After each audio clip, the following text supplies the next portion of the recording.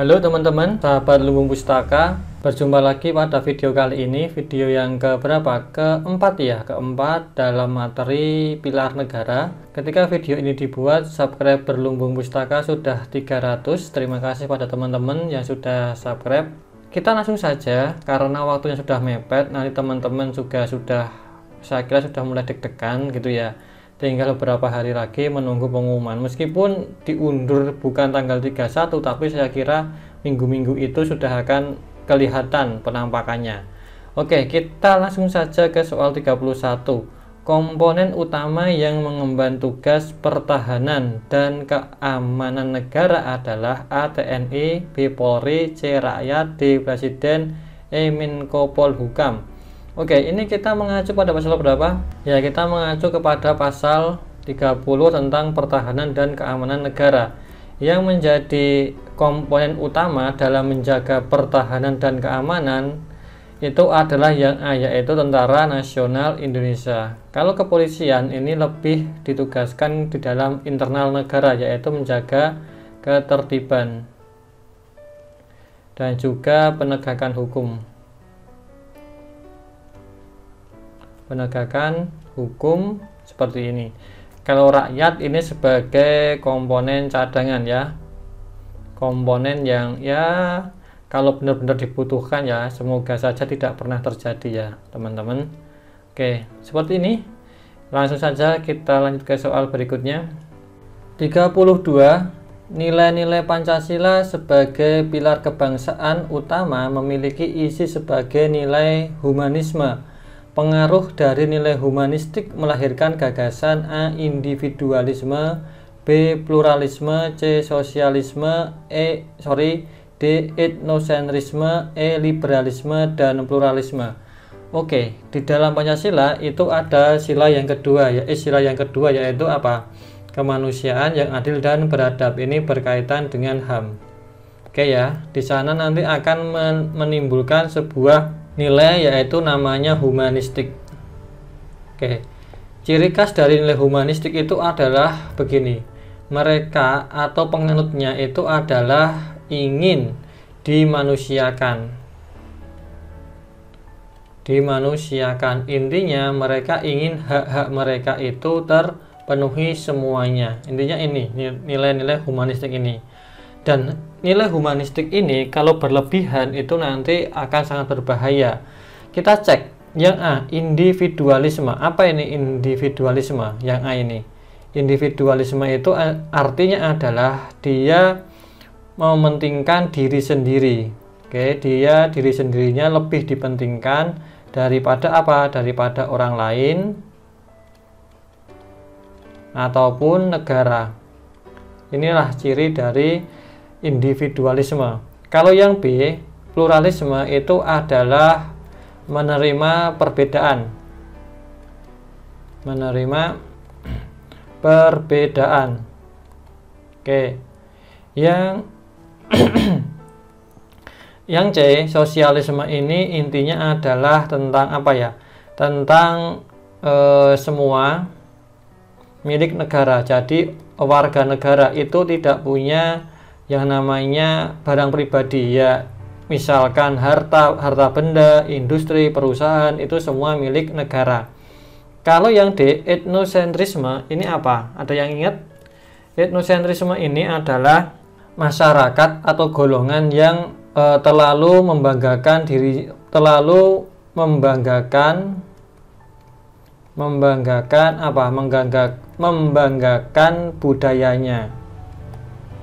budaya sendiri, sehingga mereka biasanya itu akan meremehkan budaya yang lainnya. Kalau yang E, ada kata liberalisme. Apa liberalisme itu? Liberalisme itu adalah kebebasan secara apa ya? Secara penuh, pokoknya penuh. Apapun bebas, negara tidak boleh menghalanginya. Pluralisme sudah kita bahas. Oke. Sekarang pengaruh dari nilai humanistik tadi itu yang mana? Nilai humanistik itu adalah memanusiakan manusia. Jika berlebihan, nilai humanistik itu akan menjadi yang A ini. dia akan menjadi orang yang individualisme karena itu hak saya misalkan, dan dia akan menjadi orang yang selfish atau orang yang dia akan sangat individualistik seperti itu. Lalu yang B, menerima perbedaan. Ini sisi positif dari liberal humanistik. Ketika dia bisa memanusiakan manusia, dia bisa menerima perbedaan. Oke, ini sisi baiknya yang B ini.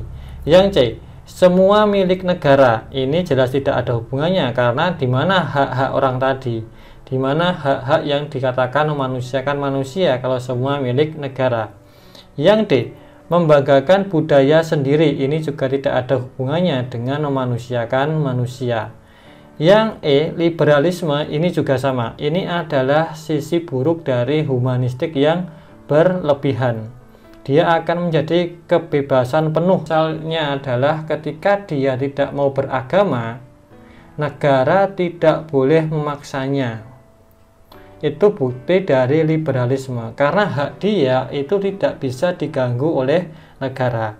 Oleh sebab itu di Indonesia itu kita harus ingat bahwa Pancasila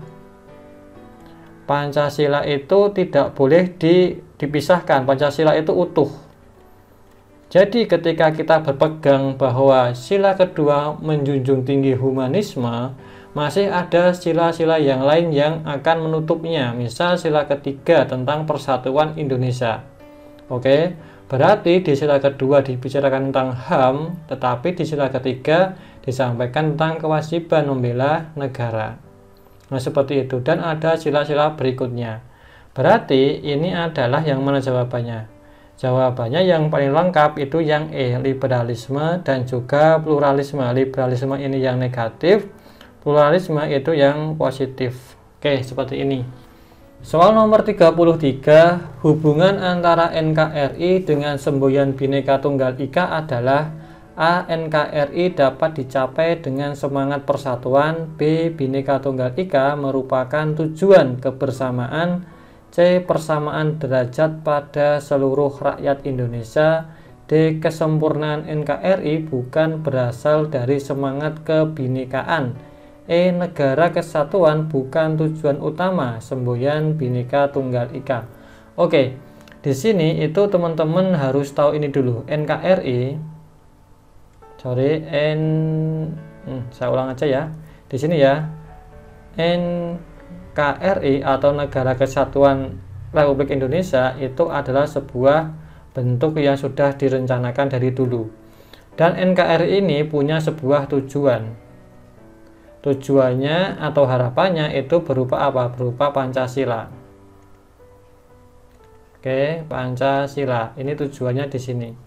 Permasalahannya adalah NKRI ini terdiri dari berbagai macam apa? Suku, ada juga ras, budaya, dan juga apa? Agama.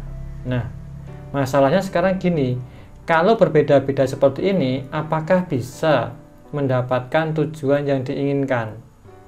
Jawabannya kan tidak. Dibutuhkan apa agar dapat mencapai itu? Dibutuhkan sebuah semboyan. Semboyannya adalah Bhinneka Tunggal Ika.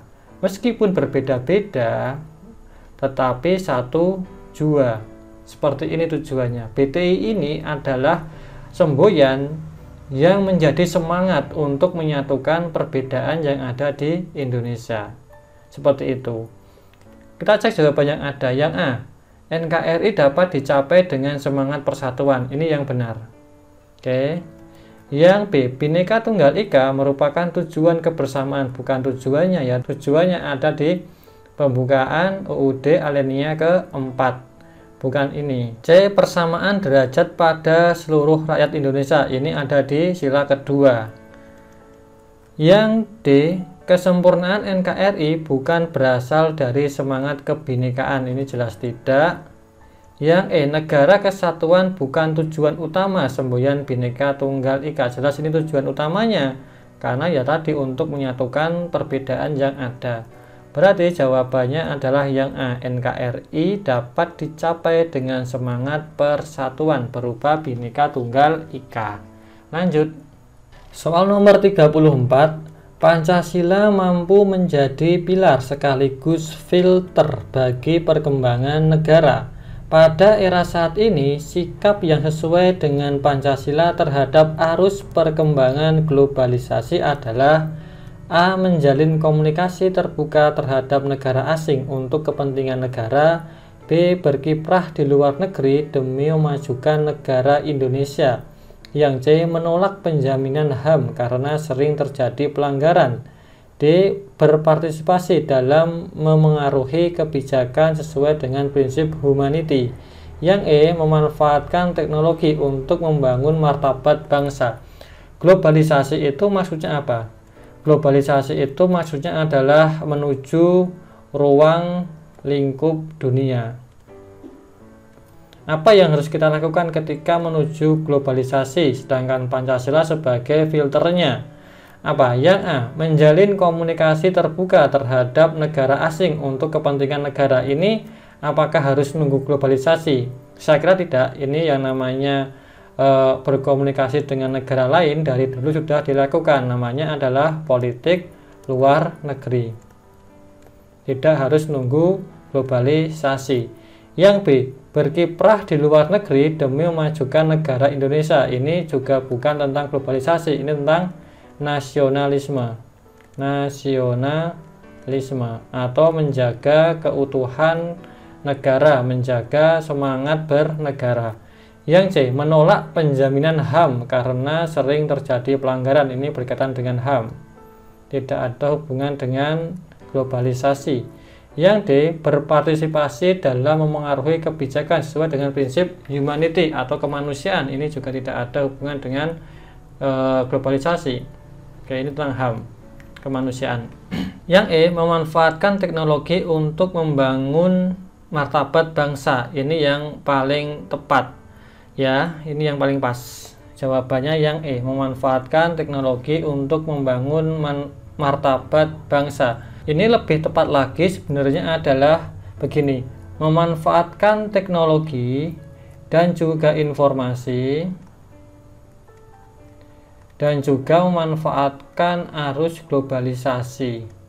Ini lebih tepat lagi, globalisasi. Nah, seperti ini.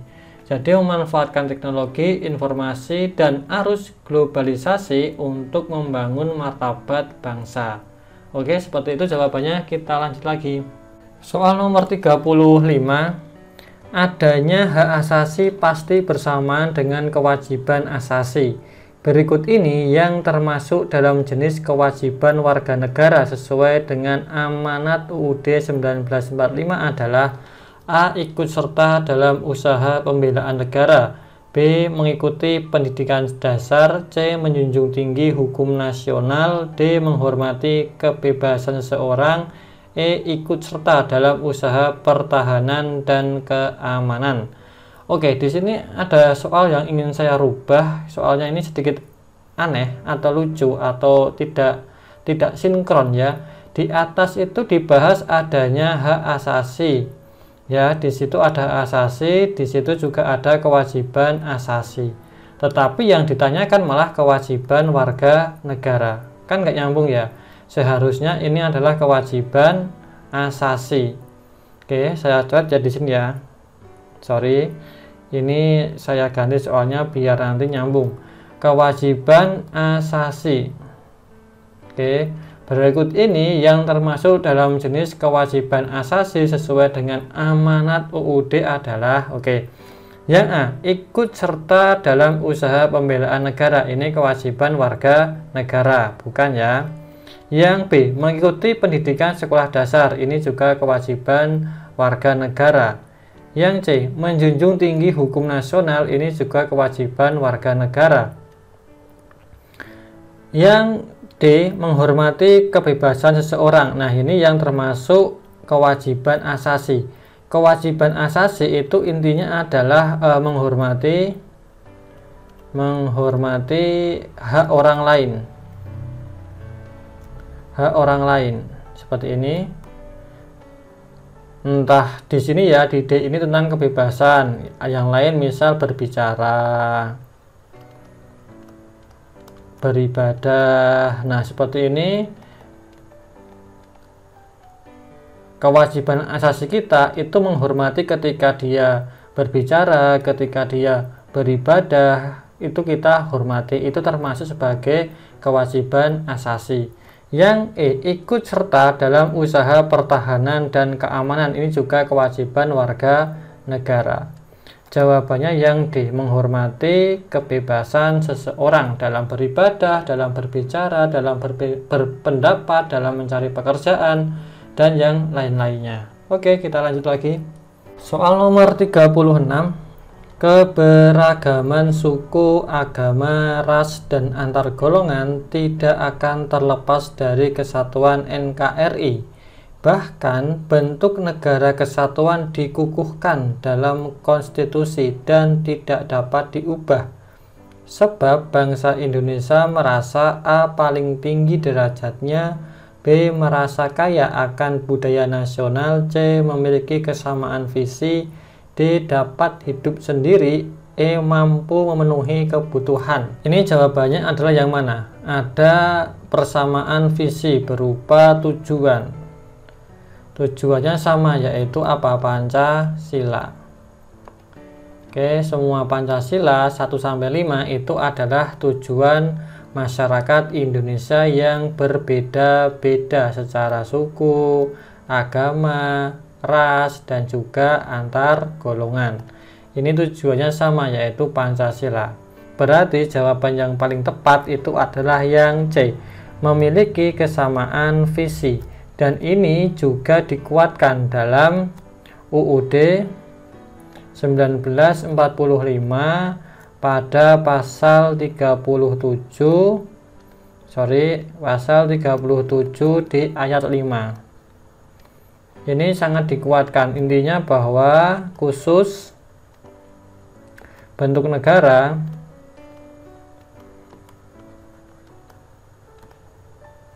tidak boleh dirubah, tidak boleh dirubah. Nah, ini sudah final ya, tidak boleh dirubah lagi bentuk negaranya. Oke, kita lanjut lagi. Soal nomor 37. Salah satu aturan yang tidak tertulis namun menjadi ketentuan nasional dikenal dengan nama A. Traktat, B. Konstitusi, C. Konvensi, D. Dasar negara, E. Jurisprudensi. Oke, ini mana yang tepat? Yang tepat adalah konvensi. Konvensi itu intinya bahwa ini kebiasaan yang tidak tertulis dan sudah menjadi sebuah norma. Oke, contohnya apa? Contoh yang paling mudah itu adalah misal ya, ini tanpa saya menyinggung pihak manapun, ini tidak tertulis, tidak ada tulisannya, tapi ini menjadi sebuah norma di mana laki-laki itu melindungi wanita.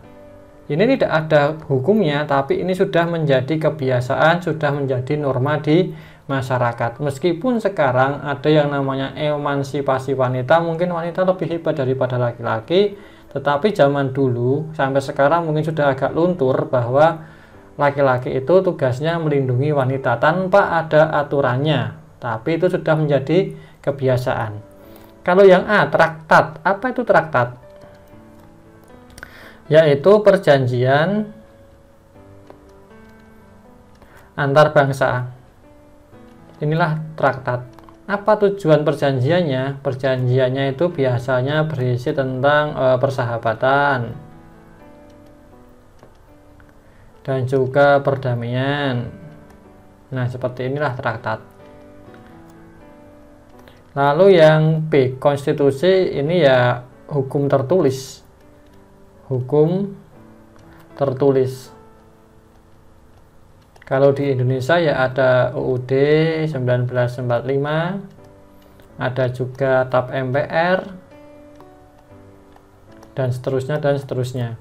Yang C sudah, yang D, dasar negara ya ideologi bangsa kita, yaitu Pancasila ya. Dan ini bukan aturan tertulis, ini nilai dasarnya harus diterjemahkan lagi berupa ya tadi hukum tertulis tadi, atau nanti nyebutnya adalah nilai instrumental. Yang E, Jurisprudensi ini adalah biasanya ini dihubungkan dengan putusan hakim. Oke, seperti ini. Tidak ada hubungannya dengan soal ya, berarti jawabannya yang C tanpa ada pertimbangan jawaban yang lain. Lanjut. Soal nomor 38.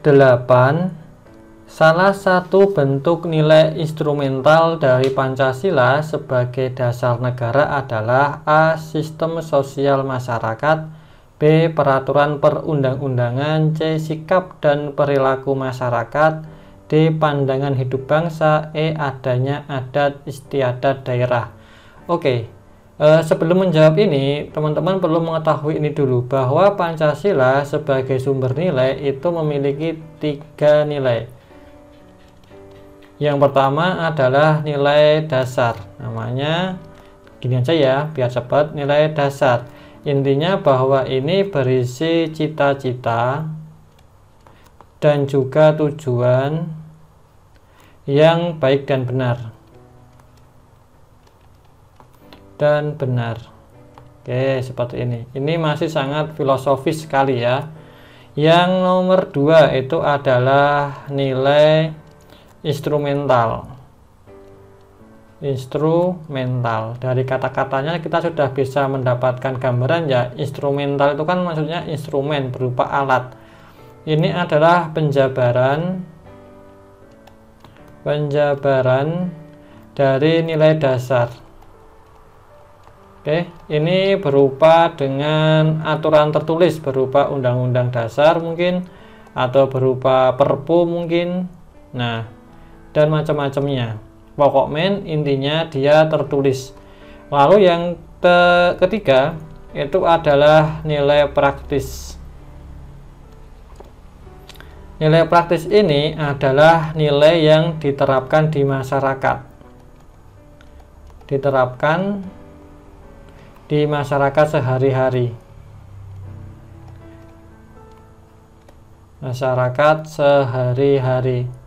Misal, di Pancasila tidak pernah dijelaskan bahwa menjenguk orang sakit itu diatur.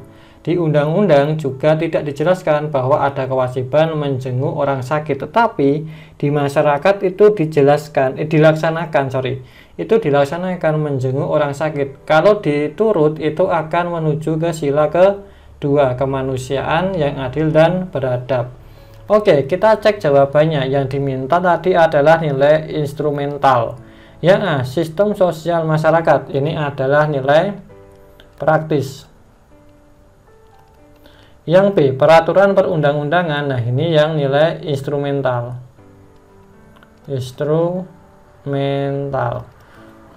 Yang C, sikap dan perilaku masyarakat. Itu nilai praktis.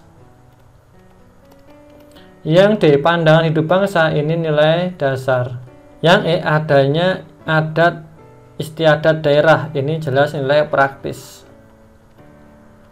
Oke, berarti yang instrumental yang peraturan perundang-undangan, yang B. Oke, seperti ini. Soal nomor 39, NKRI merupakan negara yang berlandaskan Pancasila. Hal ini merupakan simpulan dari A. Supersemar, B. Pancasila sila ketiga, C. Pembukaan UUD 1945 alinea ke-1, D. alinea ke-2, E. alinea ke-4. Oke, kita bedah. Supersemar ini berkaitan dengan perintah untuk menjaga apa? Kondusivitas negara. Oke ya, ini pada zamannya Pak Karno sama Pak Harto ya. Kalau Pancasila sila ketiga ini jelas tentang persatuan Indonesia. Kalau yang alinea pertama ini tentang dasar merdeka, bahwa kemerdekaan adalah hak segala bangsa. Dasar merdeka. Alinea kedua ini cita-cita bangsa.